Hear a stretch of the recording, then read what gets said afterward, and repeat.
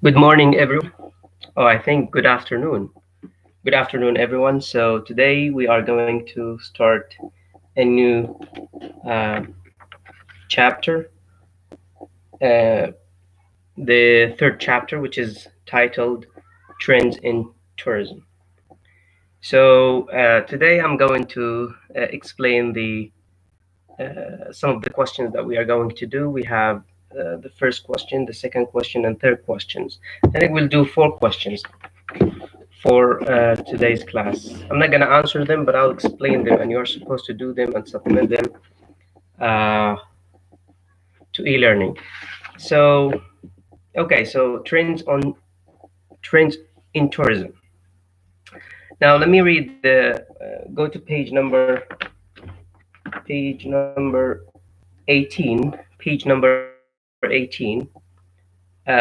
exercise number one.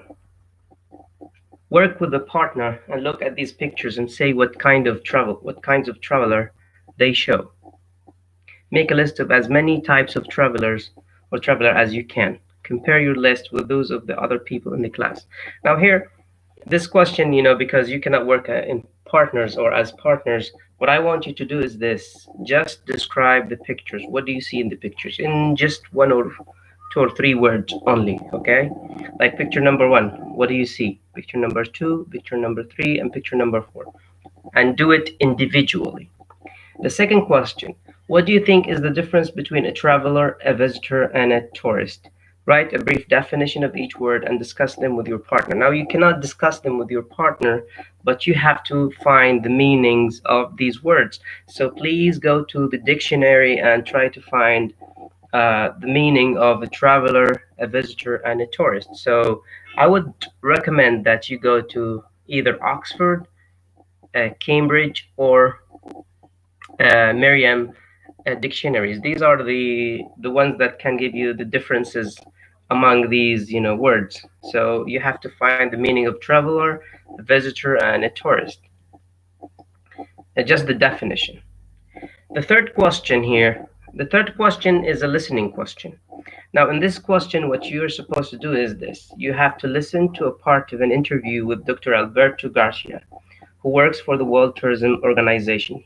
He's talking about how the WTO defines the word traveler, tourist, and visitor when producing statistics on international travel. As you listen, write the words that are missing from the chart and from the definitions from A to I in the box below, and you will need more than one word in some gaps. Okay, so what this question is all about is that you have a listening exercise. Okay, and down the page you have points from A to I. You have A, B, C, D, E, F, G, H, I. So, and you see blank spaces in these sentences. What you need to do is to listen to this conversation and try to find the missing words. You just try the missing or write the missing words in these blank spaces from A to I. That's all you need. Just listen and fill in the blank spaces with the correct or with the missing word. Now, one thing that I want you to do also is, or you have to pay attention to, is that in some cases you may need more than one word. You may need two or three words. So pay attention to this. So I explained question number one, I explained question number two, and I explained question number three. Now, question number four, um, here that's the last question for today's class, and then I'll let you do them and submit them to e-learning. Um,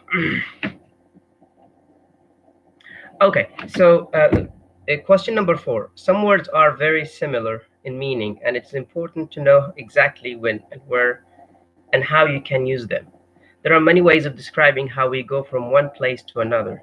Look at this entry from the Longman Activator Language Dictionary under the keyword heading of travel.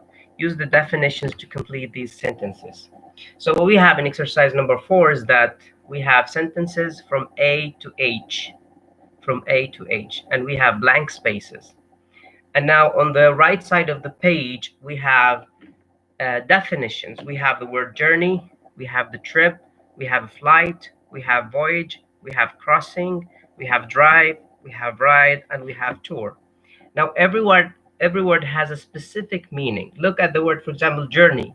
Journey here is defined as an act of traveling from one place to another, especially to a place that is far away. So if you go from for example, from let's say from the third area in Aqaba to the fifth area, that's not a journey, right? Because journey has to be far away, has to be long. If you go to the United States of America, that's called a journey. Now, trip is the act of traveling to a place and coming back, especially when you only stay in the place for a short time. Like if you go to you know, we always go to trips to Jarash, Ajlon, and all these places in Jordan, because this trip or this visit is very short. That's why we call it a trip. Flight. All of you know that flight has to do with air. So when you fly from one country to another, that's called flight. Now, that is interesting here is the word voyage. What's voyage? Now, the definition of voyage is that long journey. So not only a journey, but it's a long journey in a boat or a ship. So if you travel by a boat or a ship, that's called a voyage. And then you have crossing. Crossing, what's crossing? It's a short journey in a boat or ship which goes from one side of the sea, lake, or other area of water to the other side. For example, let's say you are on the Nile River. The Nile River is in Egypt, and you go from the east side to the west side. If you cross the Nile, this is called crossing, not a voyage. Although you go in a boat or a ship, but that's called crossing because it's very short, travel from one place to another by a ship or a boat. But if it's a long journey, then it's called voyage. For example, from Egypt to South Africa, that's called voyage, not crossing. Drive, when you drive in your car. So I want to go, you say, for example, I want to go to for a 2-hour drive to see the country. That's called drive. Ride is a short journey in a vehicle, such as a car or a bicycle or a horse. So if you give someone a ride, it means that you take him in your car, in your bike, or in your horse, to go to any place that you want. The last one is the tour. Tour is a planned journey during which a politician, entertainer, or sport team visits several different places, usually within a fixed period of time. Generally, tour can have different meanings. For example, if you go to a country for tourism, that's called a tour. Okay, so tour is something that is planned, and it is for a short period of time, and it has some kind of entertainment. It's kind of entertaining, thing to do. Okay, so do question number 4 by filling in the blank spaces from A to H. What words should you put in these blank spaces based on the dictionary on the right side of the book?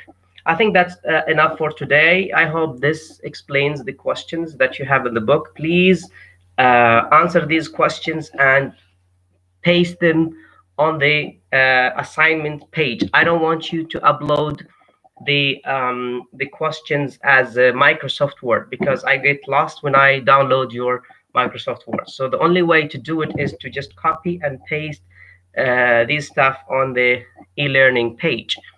Thank you very much for listening, and hope you are doing well. Keep it up, and inshallah everything will be fine, and we will end this semester successfully. Thank you very much for listening, and have a wonderful day.